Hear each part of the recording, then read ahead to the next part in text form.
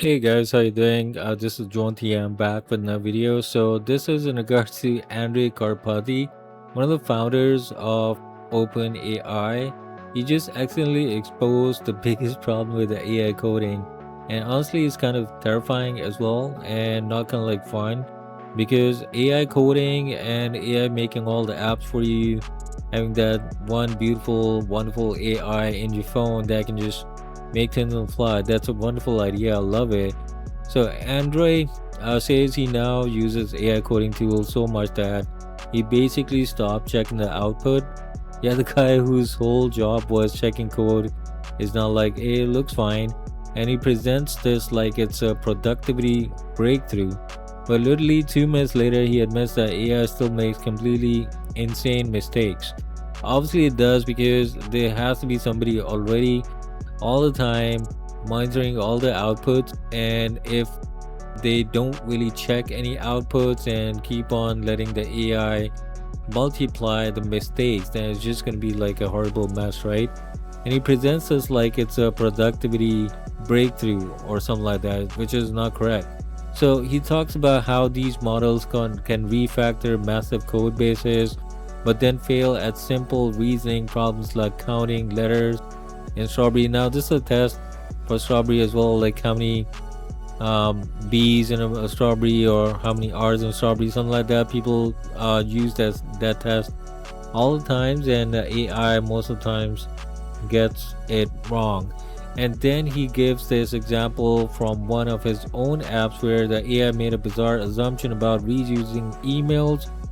His exact reaction, if I didn't catch that, I would have been I would say it would have been catastrophic. So that's not a cute little AI quirk. That's the same technology people are saying will replace software engineers, doctors, accountants, everything. So yeah, you can't really trust AI at its current state because it's just an algorithm, right? It's picking up the best possible next combination from the current combination that it has. So that's basically it. It does not really have a mind on the back end where it can make decisions for the AI just like a human being, something like that. So because the code is bloated, copy pasted, brittle, awkward, messy, whenever he looks at the code, he gets a little heart attack. That's the reason why. So it works, but underneath it's a slop, and this is the part nobody in tech wants to admit publicly.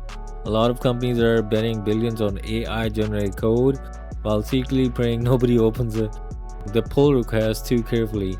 So we've reached a point where software startups might need a ping pong table, an espresso machine, and a cardiologist standing beside the engineering team. But here's a really interesting part. Andre basically says the future skill isn't coding, it's writing insanely detailed specifications. Like the better you are at explaining exactly what you want, the better the AI performs. So yeah, I've noticed that as well. I mean, if I'm really clear about what I need, then the AI actually does kind of like a nice job, and that's how it should be as well. So the new 10x engineer might just be the person who can write perfect prompts and perfect specs, not because the AI is intelligent, but because it's still fundamentally autocomplete and a very advanced autocomplete.